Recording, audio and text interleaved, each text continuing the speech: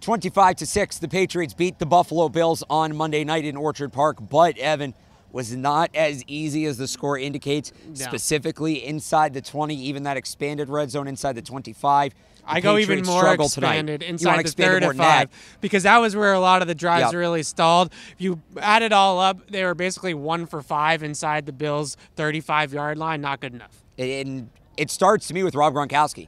You didn't see him inside the red area tonight. He was limited again overall, but you kind of see this plan where they're trying to keep him healthy. Yeah. But part of that is supposed to be he's still full go in the red zone.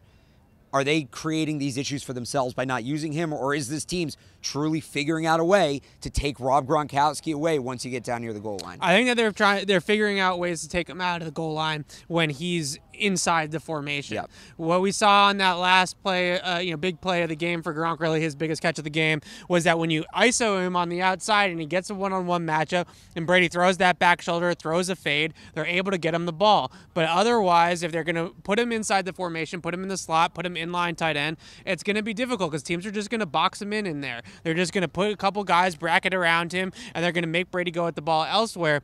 But really, although Gronk, I think, will get the headlines in this one, what really killed the Patriots down by the goal line was the offensive line. They couldn't protect Brady, and the Bills' defensive line and pass rush really got after Brady in those situations in particular, and he basically didn't have any time to let anything develop, even if there was something open. He was running for his life at times down there in the red zone. This Bills' defense, this Bills' pass rush really came to play tonight, and I think down by the goal line, the Patriots would have scored a whole lot more points if that pass rush wasn't as good as it was. So is that just, and again, the Bills have a great pass rush. Is that something that they can fix going into next week, or are there bigger problems here? Is this something this team's going to be dealing with all season, is not being able to score in the red zone? Because it's been a couple of weeks now. I would say that this is something with the offensive line that they certainly can fix, right? Yeah. I mean, Dante Scarnecchia is going to get those guys in a righted area. And I mean, without Marcus Cannon, just to start off with, they didn't have their full offensive line. Right, they didn't have their full offensive line, and one of the pressures late in the third quarter was on Ted Karras, who was in the game for Shaq Mason. So we'll see what happens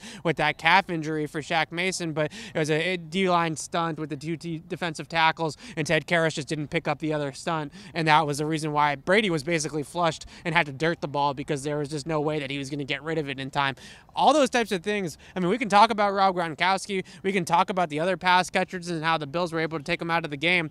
If Brady isn't protected, it's not going to go well in general. Right, doesn't matter how and if you can't run the football either, which they couldn't without Sony Michel tonight, then that adds a whole nother layer to it. So I really think it starts up front with the red zone struggles here tonight. No Rob Gronkowski, no Sony Michel in the red zone, and the Patriots putting up field goals when they need to be putting up touchdowns. We'll see if they can improve there next week. They'll need it against a high-powered Green Bay offense, a lot different than what they saw tonight in Buffalo. For a full recap on tonight's game and everything up to and through the Packers, make sure you're following us on Twitter at PatriotsCLNS and check us out online at clnsmedia.com.